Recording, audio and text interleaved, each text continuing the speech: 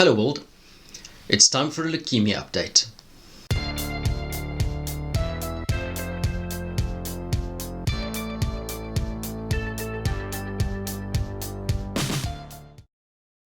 So I've been trying to record this video for a while and I've actually been struggling, and it's kind of because of the circumstances. For those who don't know, 3.5 years ago I was diagnosed with leukemia, pretty bad. It's got the Philadelphia mutation, and this mutation's been pretty aggressive in me.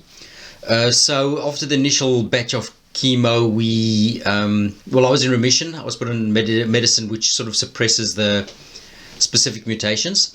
But I mutated out of it, so they put me on a new medicine. That was 1.5 years ago. I mutated out of that as well. Heavy chemos. Eventually, by God's grace and glory, I was back in remission, and we did a stem cell transplant. And we did that on the 31st of October 2019. So heading up to the end of October, I was going to celebrate being 1 year old.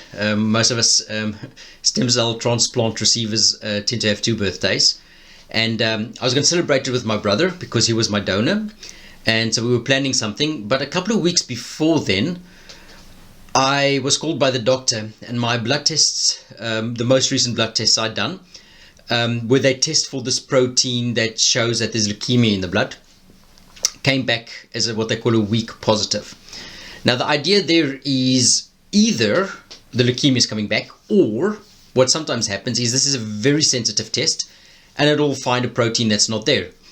So you never know out of one test, so we had to retest. So I gave blood again, and the second test was again weak positive. So it kind of put a damper on the 1 year celebration. I was actually going to make a video and talk about it and try and be happy and upbeat, but during the week I struggled because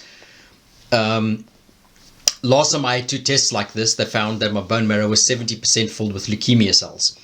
And we had planned another bone marrow biopsy because it's strange, 2 weak positives. So we sort of still did something on the 31st. My brother and I, I had sushi. No raw fish, still not allowed to from my doctor. So I had other variations of sushi, but we did that to celebrate. It is still great. I should by all intents and purposes have been dead by now, but I'm alive because of this transplant. So after that I went for the bone marrow biopsy, and good news, they did not find 70% leukemia cells. They found only 0.7. Now my doctor explained, if they see in a person what they call leucoblasts, if they find them in a normal person 0.7, they just don't do anything with it because that's normal. They're probably just white blood cells that aren't matured yet. Problem is, I've got a history of leukemia, and I've had that it's gone away and come back. And we know that my leukemia is very aggressive, which means when I start to show a little bit in the blood, usually my bone marrow's totally out of whack. And we now have the bone marrow's sort of okay, just a little bit in there, and it does create concern, but they wanted to do something. So we've decided to redo a couple of tests to try and see what's going on in the blood. But to be safe, they're also going to plan me in for what's called a DLI. It's donor leukocyte infusion. What it is I'm going to get a transfusion of white blood cells from my donor. That's my brother. They happen to have some in storage in the freezer. So all I have to do is show up in Amsterdam for an afternoon, get a blood transfusion of white blood cells, and then we'll see what happens. They're going to give me a little bit. Now the reason why they're worried about this is usually when you get this transplant, it creates what they call graft versus host. That's the rejection of the stem cells, or at least the new stem cells and the new white blood cells start to attack your body. Now I've got no history of this, which is why they say they're willing to try it, but they're going to do a little bit first just to see what happens to me and to see what happens to the protein values in my blood. Just to check, and if need be they'll give me more, and it will be a treatment which is less invasive than chemos and radiation therapy and stem cell therapy and all those things, and we can do this because if there is leukemia forming again, we are on time and it's very low level, so it's easy to tackle this way.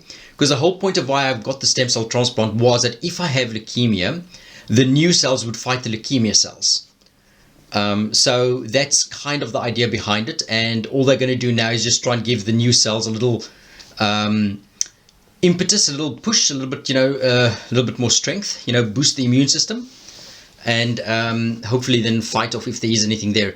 There's still a discussion, of course, if there's something. The doctors are concerned because they know my history. They also have, though, done a mutation test, and it turns out I do have a mutation we haven't seen before.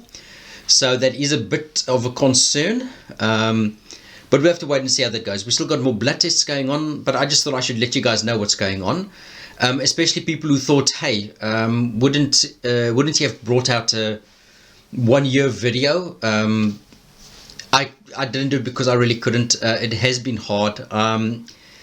I have been a bit worried, mostly because of the signs and what I've been seeing happening. But I'm doing okay. We're still going on. We still trust God for a full healing, and we'll fight this whatever way we have to. So that's all we have to do. I do ask you guys to pray for me and for Tessera as well, that we can just continue to stand strong in the Lord and get through this, whatever happens.